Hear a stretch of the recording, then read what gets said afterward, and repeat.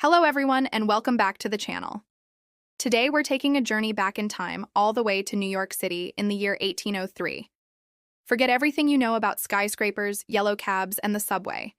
The city we're about to explore is a world away from the Big Apple we know today. So, get ready, let's step back over 200 years and see what life was really like. First off, just how big was New York City in 1803? The answer is, not very big at all. The entire city was essentially confined to the southern tip of Manhattan, what we now call Lower Manhattan. Imagine this, the population was only around 60,000 people. To put that in perspective, that's less than the crowd at a major sports game today, packed into a city that now houses over 8 million. Streets that are now famous, like Broadway, existed, but they were a far cry from the bustling avenues we see now.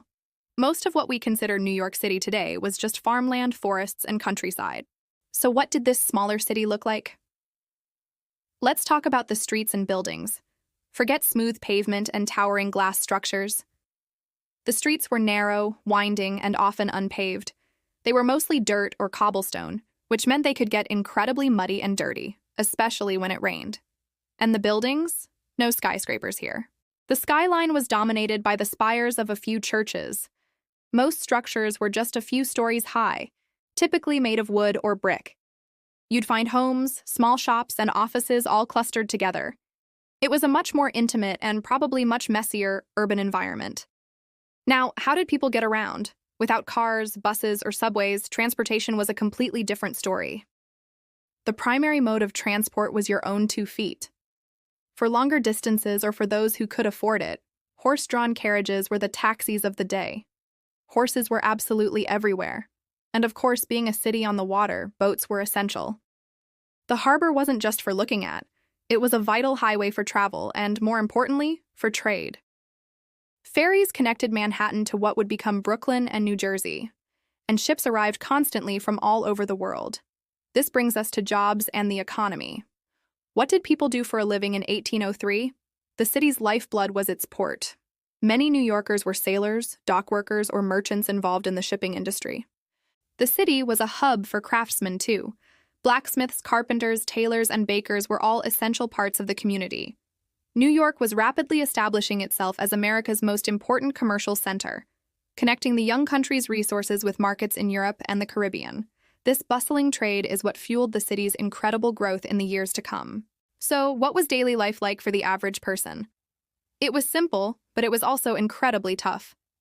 There was no electricity, which meant nights were lit by candlelight or oil lamps. Forget turning on a tap for water. People had to get their water from public pumps or wells, and it wasn't always clean.